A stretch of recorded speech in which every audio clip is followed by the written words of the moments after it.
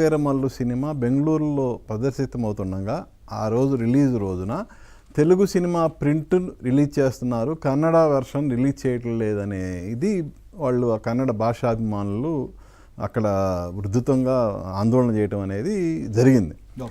So ఆ నేపథ్యంలో ఆ తర్వాత కానీ అంతకుముందు మీరు చెప్పినట్టు పుష్ప ఈవెంట్కి అల్లు అర్జున్ కొంచెం లేటుగా వెళ్ళటంతో క్షమాపణ చెప్పే వరకు వాళ్ళు ఊరుకోలేదు.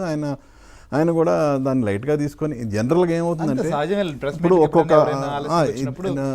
ఇప్పుడు కొన్ని ఏరియాల నుంచి వెళ్ళేటప్పుడు డెఫినెట్గా లేట్ అయ్యిద్ది. అటు ఈవెన్ మన బాలీవుడ్ స్టార్స్ ఇక్కడికి వచ్చినప్పుడు కానీ, అలాగే ఈవెన్ కన్నడ స్టార్స్ ఇక్కడికి వచ్చినప్పుడు కూడా ఆ లేట్ అనేది సర్వసాధారణం.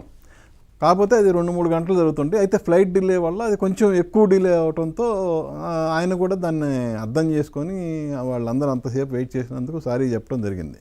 సో ఇలా చిన్న చిన్న ఇన్సిడెంట్లు జరుగుతూ వచ్చినాయి. దాన్ని కూడా పెద్ద మనసుతోనే మన వాళ్ళు దాన్ని ఏమి పెద్ద సీరియస్గా కూడా తీసుకోవాలి. అయితే రీసెంట్గా ఇక్కడ జరిగిన కాంతారా చాప్టర్ 1 సంబంధించిన ఒక ప్రెస్ మీట్ ఈవెంట్లో జూనియర్ ఎన్టీఆర్ చీఫ్ గెస్ట్గా హాజరయ్యారు. సో అంతా బ్రహ్మాండంగా జరిగింది ఈవెంట్ మొత్తం. అయితే రిషబ్ శెట్టి హీరో రిషబ్ శెట్టి మాత్రం తన తెలుగు వర్షన్ ప్రమోషన్కి వచ్చారు. తెలుగులో సినిమా రిలీజ్ అవుతుంది, అయితే తను కన్నడంలో మాట్లాడారు. ఆయన దాని వెనుకున్న రీజన్ ఏంటనేది తెలియదు. బట్ ఆయన కూడా అదేం చెప్పలేదు. నేను కన్నడంలో మాట్లాడుతున్నాను, ఎన్టీఆర్ అనువదిస్తారన్నారు, కానీ ఎన్టీఆర్ అనువదించలేదు. ఆయన కన్నడంలోనే డైరెక్ట్గా స్పీచ్ చేశారు. అయిపోయింది, ఈవెంట్ అయిపోయిన తర్వాత అప్పుడు మన వాళ్ళు మొదలైంది.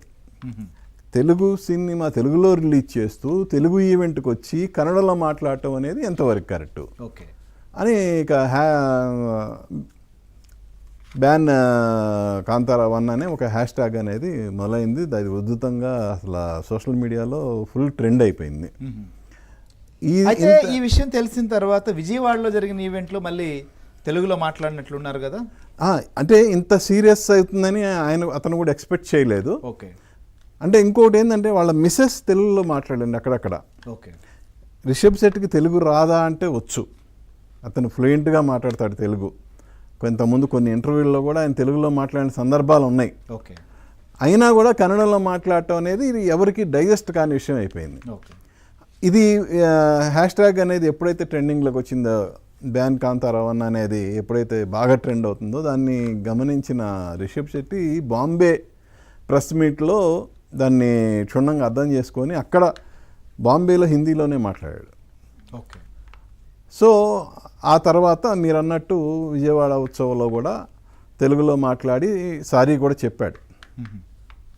సో నాకు ఫ్లూయెంట్గా రాదు కాబట్టి నేను తెలుగులో మాట్లాడలేదు అని చెప్పి సారీ నేను అర్థం చేసుకుంటున్నానని చెప్పి తెలుగులో మాట్లాడాడు అక్కడ. సో ఇప్పుడు మన తెలుగు ఏపీ ప్రభుత్వం కూడా తెలుగు రాష్ట్రం దాంట్లోకి వెళ్లే ముందు ఒక చిన్న అంశం ఒకసారి, ఎందుకంటే బెంగళూరు నుంచి కూడా మన ఋత్విక్ ఉన్నారు. సో అసలు ఎందుకు ఈ స్థాయిలో అభిమానుల్లో కూడా ఈ విషయం పైన అంత సీరియస్ అవ్వాల్సి వచ్చింది? సరే, ఆయన తెలుగులో మాట్లాడలేదని స్టార్ట్ అయినటువంటి ఇది చాప్టర్ 1 సంబంధించిన విషయంలో బ్యాన్ అనేది తర్వాత క్రమంగా పెరుగుతూ అభిమానుల్లో కూడా చర్చకు రావడం, సోషల్ మీడియాలో ట్రెండ్ అయినటువంటి పరిస్థితి మనం చూసాం. కానీ